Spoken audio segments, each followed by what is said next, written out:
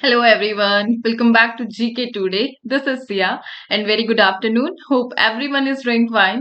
So आज हम यहाँ पे कवर करने वाले फर्स्ट एंड सेकेंड मार्च की जो भी मोस्ट इंपॉर्टेंट न्यूज है उनका in depth analysis in a question form, right? And the most important thing, all these questions are part of daily 20 MCQ series which is available on GK Today application only.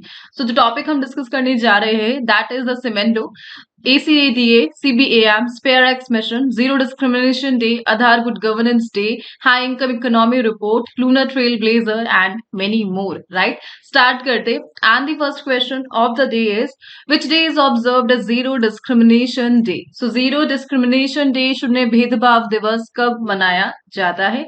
And answer is option number A, 1 को annually observe किया जाता है, the 1 as शून्य भेदभाव दिवस, zero discrimination day, so that equality and dignity को promote किया जा सके सभी के बिटवीन, राइट? इस डे को इस साल लेड करा यूएन एड्स ने. यूएन एड्स जो कि एड्स को रिमूव करने के लिए वर्ल्ड लेवल पर एक ऑर्गेनाइजेशन है जिसका मेन ऑब्जेक्टिव क्या है, 2030 तक एड्स को दुनिया से खत्म कर देना है. 1994 में इस बॉडी को बनाया गया था, यूएन एड्स, एंड इस साल इन्होंने 1 को जीरो डिस्क्रिमिनेशन डे को लेड करा, सो दैट जो डिस्क्रिमिनेशन है based on factors such like sexual orientation, race, gender, so जाति एंड लिंग के आधार पर जितना भी डिस्क्रिमिनेशन किया जा रहा है उसके अगेंस्ट में अवेयरनेस को रेज करने के लिए यूएनएड ने इस डे को लेड करा. एंड 2025 की थीम क्या रही?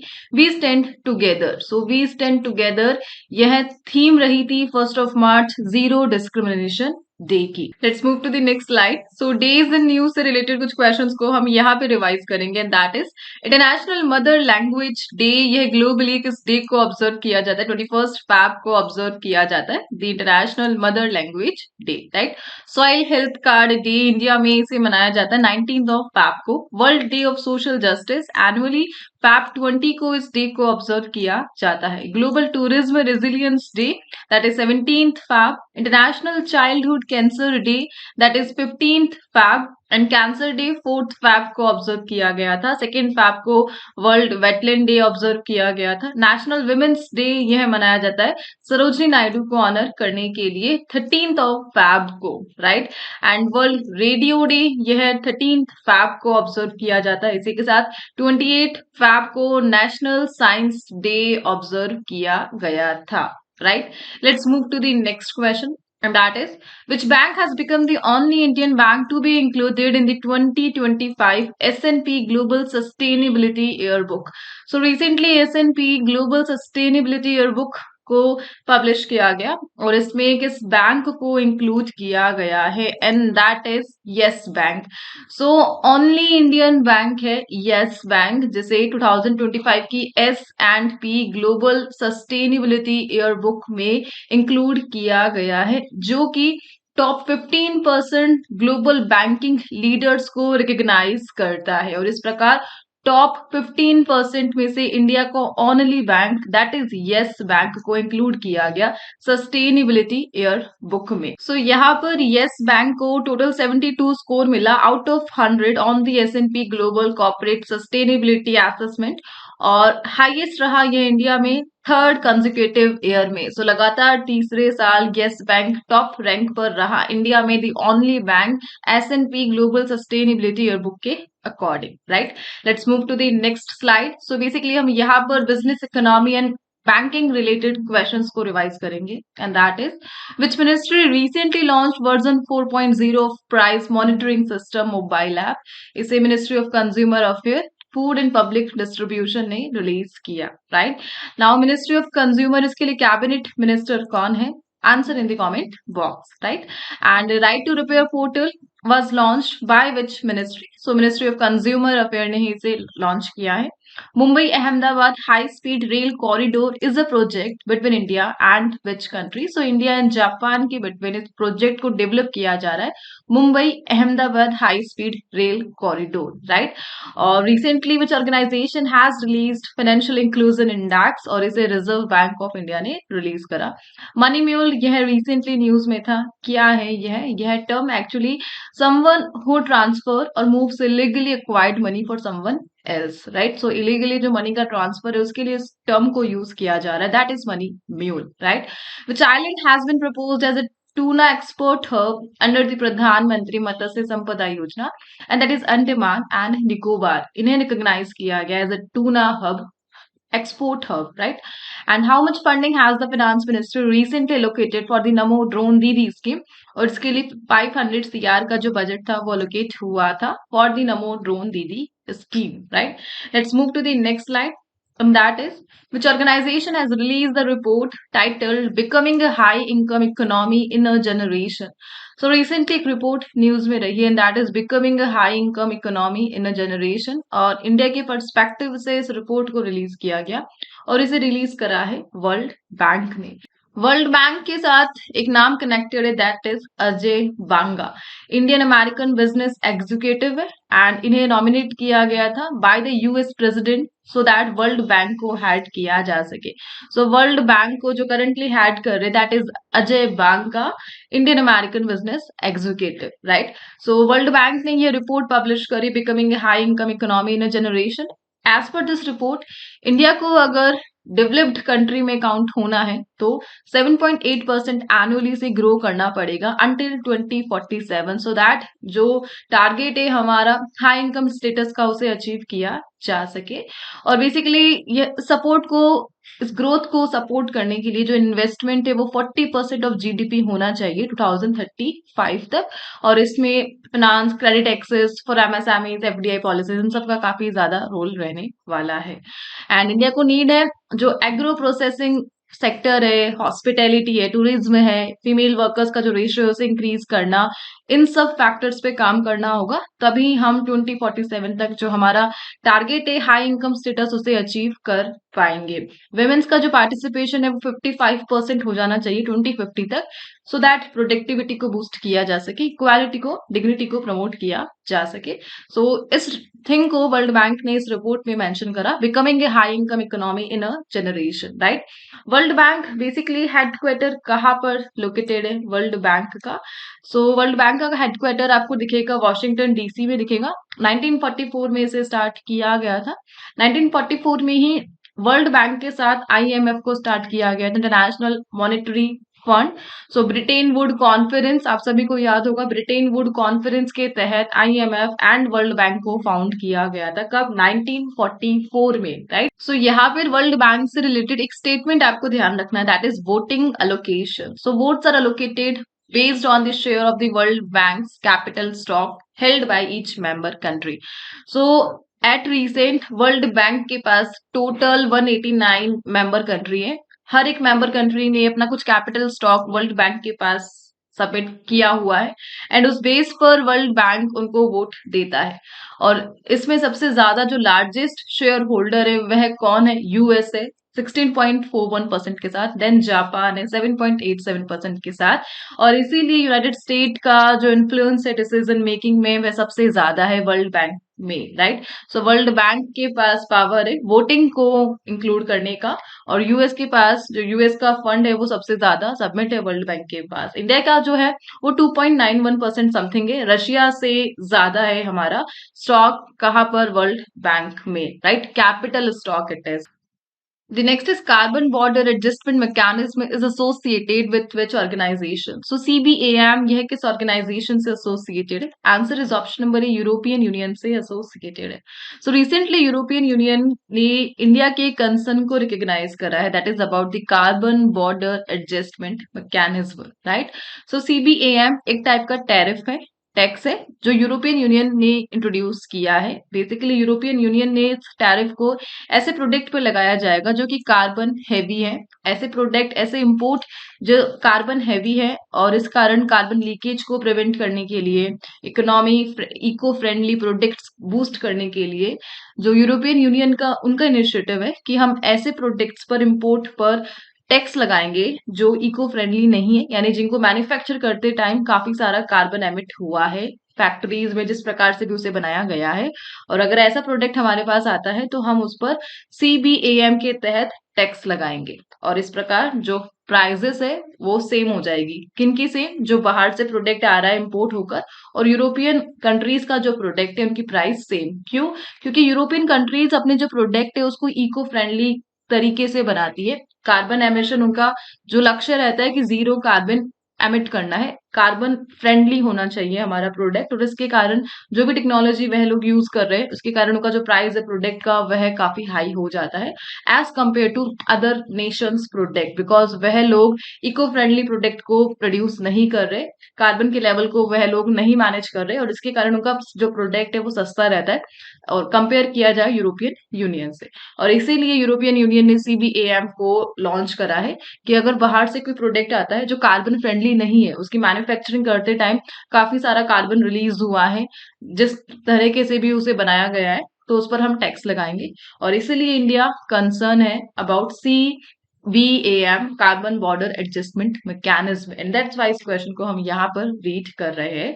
सो बेसिकली जो मैकेनिज्म है ऑल इम्पोर्ट पे अप्लाई होगा और यूरोपियन यूनियन को हेल्प करेगा अपने जो क्लाइमेट गोल है उसे अचीव करने के लिए और क्लीनर प्रोडक्शन ग्लोबली प्रमोट करने के लिए, सो दैट जो अदर नेशन है इस टैरिफ से बचने के लिए अपने जो प्रोडक्ट है उसे इको फ्रेंडली तरीके से बनाएंगे, zero carbon emission overall, right. Let's move to the next slide, and that is the next है Simandou mine which was seen in news is located in which country. So यह जो खदान है सिमंडो खदान, ये कहाँ पर लोकेटेड है? Answer is option number C, Guinea.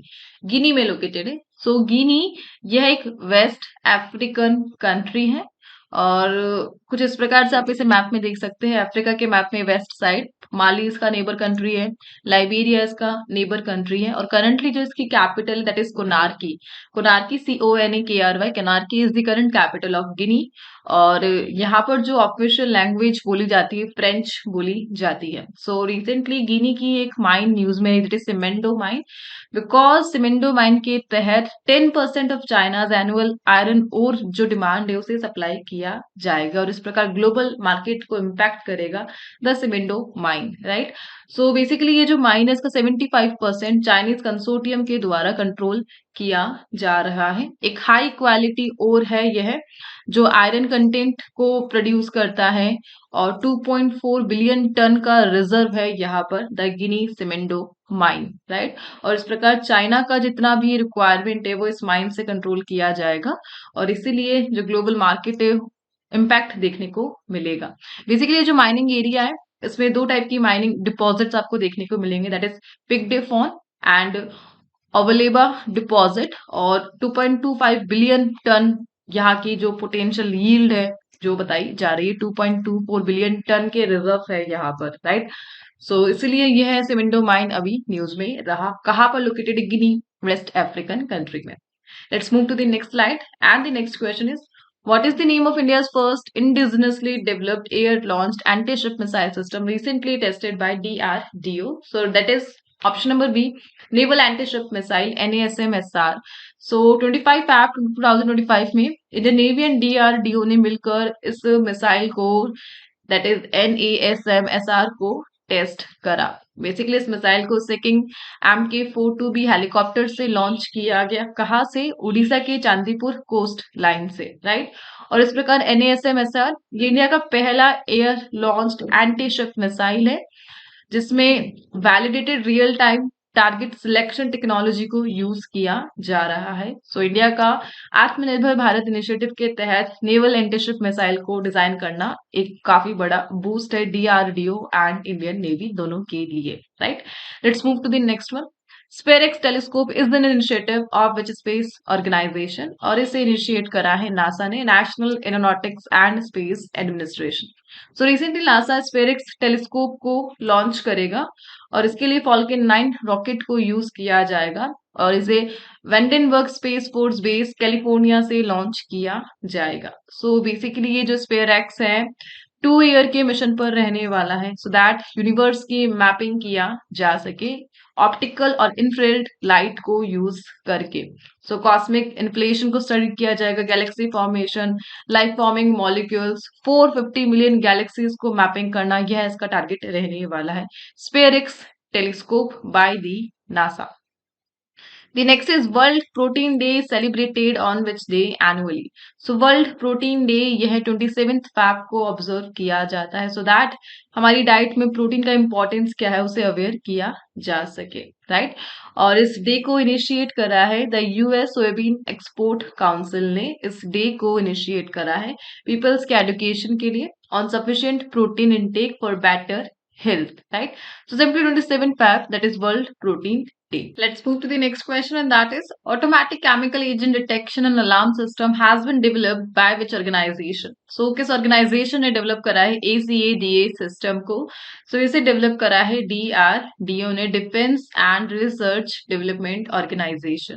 And recently जो Indian Army है उन्होंने एक contract sign करा है ACADA सिस्टम की प्रोक्योरमेंट के लिए, खरीदने के लिए वर्थ 80.43 CR, और इस प्रकार 223 ACADA सिस्टम को खरीदेगा Indian Army from DRDO and Larsen and Toubro Limited, right. So DRDO and Larsen and Toubro Limited दोनों मिलकर ACADA सिस्टम को डेवलप करेंगे और इंडियन आर्मी की जितनी भी नीड है उसे फुलफिल करेंगे। और बेसिकली जो परचेज है सपोर्ट करता है आत्मनिर्भर Bharat, because make in India initiative को हमें बूस्ट करना है और जितने भी इंडियन प्रोडक्ट्स हैं उन्हीं की खरीदारी पर फोकस करना है। और 80% जो लोकल कंपोनेंट है under by category Indian IDDF इसे प्रमोट करना, यह इस परचेज का मेन ऑब्जेक्टिव है, right.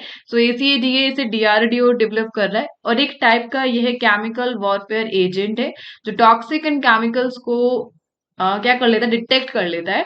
Ion mobility spectrometer system को यह यूज करता है। सो बेसिकली आपको इतना ध्यान रखना है कि ACDA ये केमिकल्स को डिटेक्ट करने वाला एक टाइप का सिस्टम है जो इंडियन आर्मी प्रिक्योर कर रहा है from the DRDO and Larsen and Toubro, right. Indian Army को ऑफिशियली 1895 में फाउंड किया गया था। And who is the first Indian commander in chief of the Indian Army, and that is General KM Cariappa.